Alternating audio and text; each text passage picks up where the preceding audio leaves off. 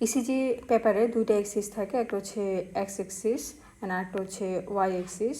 X axis indicate করে time and Y axis indicate করে amplitude in millivolt. ECG পেপারের মধ্যে কতগুলো স্মল বক্স থাকে আর কতগুলো হচ্ছে আমাদের লার্জ বক্স থাকে। আমাদের 5 স্মল বক্স মানে 5টা স্মল বক্স মিলিয়ে হয়েছে আমাদের 1 লার্জ বক্স তৈরি হয়। আর প্রতিটা স্মল বক্সের ডায়ামিটার হচ্ছে আমাদের 1 মিলিমিটার, মানে প্রতিটা small box is equal two হচ্ছে আমাদের 1 মিলিমিটার। তাহলে 5টা স্মল বক্স মিলিয়ে যেহেতু আমাদের একটা লার্জ বক্স তৈরি হইতেছে, তাহলে হচ্ছে 1 large box is equal two হচ্ছে আমাদের 5 মিলিমিটার। এখন যদি আমরা টাইমের হিসাব করি তাহলে হচ্ছে 1 small box is equal two আমাদের হচ্ছে 0.04 সেকেন্ড, আর 5 স্মল বক্সের টাইম হবে 0.2 সেকেন্ড। 0.04-এর সাথে যদি আমরা 5 মাল্টিপ্লাই করি তাহলে আমরা পাবো হচ্ছে 0.2 সেকেন্ড। এটা গেল হচ্ছে এক্স এক্সিস বরাবর যে টাইমটা ইন্ডিকেট করে সেটার হিসাব। এখন হচ্ছে আমরা ওয়াই এক্সিস বরাবর যে অ্যামপ্লিটিউড ইন মিলিভোল্ট দেখায় সেটা হচ্ছে আমরা একটু দেখে আসবো। আমরা একটা ইসিজি দেখার আগে শুরুতেই হচ্ছে আমাদের যেদিকে তাকানো উচিত সেটা হচ্ছে ইসিজি পেপারের সামনের দিকে যে পিলারের মতো জিনিসটা দেওয়া থাকে সেটার দিকে তাকানো উচিত। সেটা ইন্ডিকেট করে আমাদের ইসিজিটা কত ভোল্টেজে রেকর্ড করতেছে সেটা। আমাদের একটা স্ট্যান্ডার্ড ইসিজির ভোল্টেজ হচ্ছে আমরা বলি যে 1 মিলিভোল্ট, আর 1 মিলিভোল্ট ইজ ইকুয়াল টু আমরা যদি গড়ে হিসাব করি মানে কত ঘর যাবে সেই হিসাবে যাবে হচ্ছে 1 মিলিভোল্ট ইজ ইকুয়াল টু আমাদের 10 স্মল বক্স। আর 10 স্মল বক্স যদি হয় আর সেটাকে যদি আমরা লার্জ বক্সে বলি তাহলে হচ্ছে আমাদের 2 লার্জ বক্স। আর যদি আমরা সেটাকে মিলিমিটারে বলি তাহলে হচ্ছে 1 মিলিভোল্ট ইজ ইকুয়াল টু আমরা বলতে পারবো হচ্ছে 10 মিলিমিটার। এটা হচ্ছে আমাদের একটা স্ট্যান্ডার্ড ইসিজির ভোল্টেজ। তো এই স্ট্যান্ডার্ড ইসিজির ভোল্টেজটা এই জিনিসটা এখানে আমরা দেখতে পাচ্ছি যে এটার যেই পিলারটা আছে সেটা হচ্ছে দুইটা লার্জ বক্সের সমান গেছে। তাহলে এটা হচ্ছে আমাদের একটা স্ট্যান্ডার্ড ইসিজির ভোল্টেজ। এই ভোল্টেজটা কেন ইম্পর্টেন্ট? এই ভোল্টেজটা ইম্পর্টেন্ট হচ্ছে এটার উপর নির্ভর করবে যে আমাদের ওয়েভগুলো কতটুকু উপরে উঠবে। আমাদের এই ভোল্টেজটা যদি বেশি থাকে, যেমন এটার মধ্যে আমাদের ভোল্টেজটা আছে হচ্ছে আমাদের 4 লার্জ গড়ের হচ্ছে সমান আছে। এখানে আমরা দেখতে পাচ্ছি আমাদের যে ওয়েভগুলো আছে ইসিজির এই ওয়েভগুলো হচ্ছে অনেক লম্বা লম্বা। আবার এটার ক্ষেত্রে যদি তাকাই এটার মধ্যে হচ্ছে আমাদের 1 large box is equal two হচ্ছে আমাদের ভোল্টেজটা দেওয়া আছে। তো এটার ক্ষেত্রে ওয়েভগুলো হচ্ছে আমাদের ছোট ছোট। এই জিনিসটাকে আমরা বলি হচ্ছে স্ট্যান্ডার্ডাইজেশন। প্রথমটা আমরা যেটা দেখলাম সেটা হচ্ছে আমাদের ফুল স্ট্যান্ডার্ডাইজেশন। পরেরটার মধ্যে আমরা যেটা 4টা বক্সের সমান দেখলাম সেটা হচ্ছে আমাদের ডাবল স্ট্যান্ডার্ডাইজেশন। আর পরটা যে ছোট দেখলাম সেটা হচ্ছে আমাদের হাফ স্ট্যান্ডার্ডাইজেশন। তো আমাদের স্ট্যান্ডার্ড কোনটা সেটা হচ্ছে আমাদের এই যেটা দুইটা লার্জ বক্সের সমান যদি হয় সেটা হচ্ছে আমাদের স্ট্যান্ডার্ড ইসিজি। এখন আমরা জানবো ইসিজির ওয়েভ, সেগমেন্ট আর ইন্টারভাল সম্পর্কে। ইসিজিতে সবার প্রথমে আমরা যে ওয়েভটা দেখতে পাই সেটা হচ্ছে আমাদের পি ওয়েভ। দেন যে নিচের দিকে ওয়েভটা নেমে আসে সেটাকে আমরা বলি কিউ ওয়েভ। কিউ এর পরে আবার উপরের দিকে যে ওয়েভটা ওঠে সেটাকে আমরা বলি আর ওয়েভ। দেন নিচের দিকে আবার যে ওয়েভটা নেমে আসে সেটাকে আমরা বলি এস ওয়েভ। দেন আবার যে উপরের দিকে যে ওয়েভটা ওঠে সেটা হচ্ছে আমাদের টি ওয়েভ। তো এখানে কিউ আর এস যে একসাথে যে ওয়েভগুলো আছে সেটাকে আমরা বলি কিউ আর এস কমপ্লেক্স।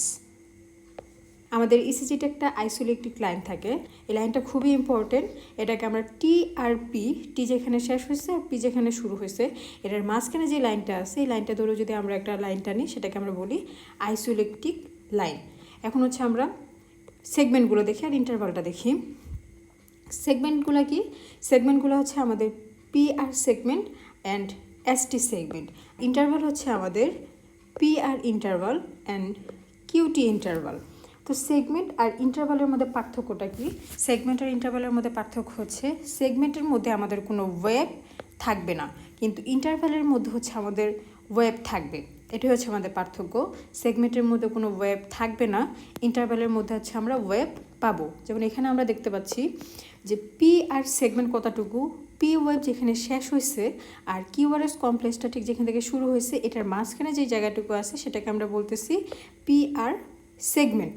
আর পি আর ইন্টারভাল কোনটাকে আমরা বলতেছি পি ওয়েভ যেখান থেকে শুরু হয়েছে আর কিউআরএস কমপ্লেক্স যেখান থেকে শুরু হয়েছে এই জায়গাটুকুকে আমরা বলতেছি পি আর ইন্টারভাল। এটার মধ্যে হচ্ছে একটা ওয়েভ আমরা পাইতেছি সেটা হচ্ছে আমরা পি ওয়েভ।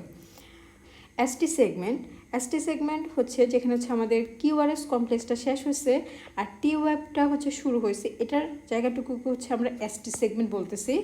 আর কিউটি ইন্টারভাল কোনটা? কিউটি ইন্টারভাল হচ্ছে কিউআরএস কমপ্লেক্সের শুরু থেকে টি ওয়েবের লাস্ট পর্যন্ত যে জায়গাটুকু আছে এই পুরোটুকুকে বলতেছি আমরা কিউটি ইন্টারভাল, যার মধ্যে আমাদের কিউআরএস কমপ্লেক্সও আছে আবার টি ওয়েবও আছে।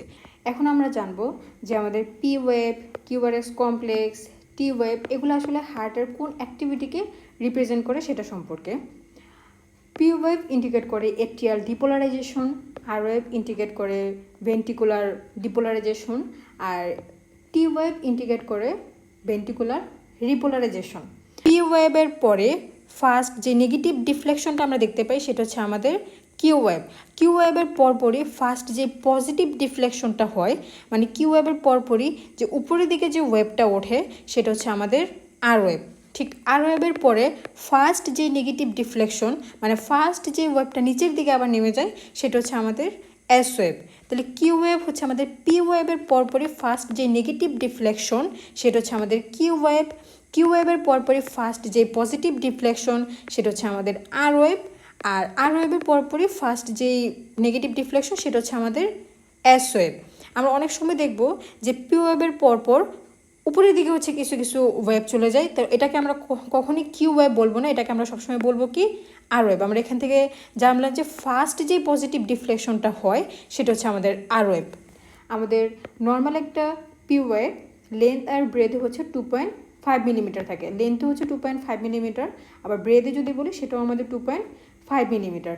এটা জানাটা খুবই ইম্পর্টেন্ট, কারণ আমাদের কিছু কিছু ডিজিজ কন্ডিশনে আমরা দেখতে পাবো যে পি ওয়েবটা খুব উপরে উঠে গেছে, মানে 2.5 মিলিমিটার থেকে অনেক উপরে উঠে গেছে।